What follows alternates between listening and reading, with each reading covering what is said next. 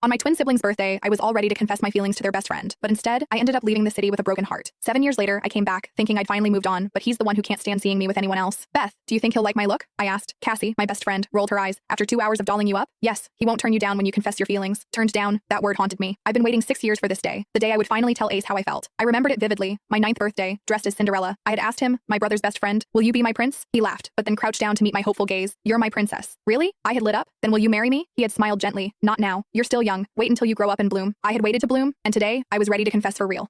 You look stunning, though I preferred your long wavy hair. Beth said. I cut my hair to shoulder length, styled straight, imitating Tess, my sister, and Ace's type. I even wore her favorite perfume. Short hair's in fashion. Ace likes it, I said, checking my nails. All of Ace's exes had looked like Tess. I knew they were temporary. Once we were together, no one else would matter. Cassie frowned at my dress. Too short. Fine. I huffed. Time to face him. The Huttons family birthday party was grand, as Tess and Tobias made their dramatic entrance. I scanned for Ace. He should have been here after his father's death. He changed. Gone was the carefree Ace, replaced with a distant, angry version. Yet he was always kind to me. Then I saw him. His gray eyes now shadowed, scanned the room. Rosebud, he murmured. His stare fell on my hair and makeup. Hey, I called out. He looked at me, his gray eyes cold, and I felt a twinge of panic. What are you wearing? I bit my lip, unsure. I thought you'd like it. He frowned. You don't need my approval. It's your choice. With that, he walked away, leaving me standing there, heart sinking. I ran upstairs, changed into the white gown my dad had brought, and removed my makeup. I needed to be myself, but I couldn't shake the feeling that it wouldn't matter. When I returned to the party, he was nowhere in sight. Tobias and Tess were busy. I searched and finally found him, distant in a corner with a drink. Happy birthday? I wrapped my arms around Tess. Thanks. She pulled back. You changed? That dress was a bit uncomfortable, I said absent-mindedly, my eyes set on him. I will be back in just a minute. When I went to move, she caught my arm and dragged me away from her friend's earshot. You're going to confess tonight, aren't you? I let out a gasp. How did she know? Stay away from him, Emerald, and you and I both know he only cares for you as a brother, not a partner. My anger flared. I will do whatever the heck I want, Tess. It's none of your business. So, leave me alone. Turning on my heels, I walked away. Once I had padded close to where Ace stood, I took a calming breath and smoothed my hair. No one could stop me from expressing my feelings today. Won't you play chess with me today? I asked. His nod made me grin. Library? Yeah, boring party anyway. I prepared the board, heart racing. 10 minutes passed. 20, no ace. Disappointed, I returned to the party. Later, I wandered to the balcony, seeking air. But then, someone else, my heart froze. I caught Ace in a deep kiss with my sister. My chest ached. Betrayal by someone I loved. I ran to my room, sobbing, cradling my heart. 7 years have passed. I moved on. Warner, my college boyfriend, was perfect, kind, intelligent, and understanding. We were good friends from the beginning. After my several failures at keeping up on dating a guy for more than a week, I gave up on kindling any kind of relationship with anyone. And when Warner one day asked me out at a friend's get-together, I couldn't turn him down. 6 months into our relationship, we traveled together. At the airport, his hand in mine. I felt safe. He knew me better than anyone. Landing in Los Angeles, my parents greeted me warmly. Dinner that night felt familiar and chaotic. Mom's apple pies to buy a sneaking extra bites. Dad pretending not to dislike Warner when Mom asked about my bracelet. I froze. Someone gave it to me on graduation night. I said, no name princess, you shouldn't accept gifts from unknown people. Dad warned Warner, muttered probably Tom, the guy who followed her around in college. He disappeared after I warned him. Cue my parents shouting just what I needed later. My sister Tess finally arrived. Perfect hair, perfect dress, perfect everything. And with one sentence, she detonated the night you heard about the Valencian party tomorrow.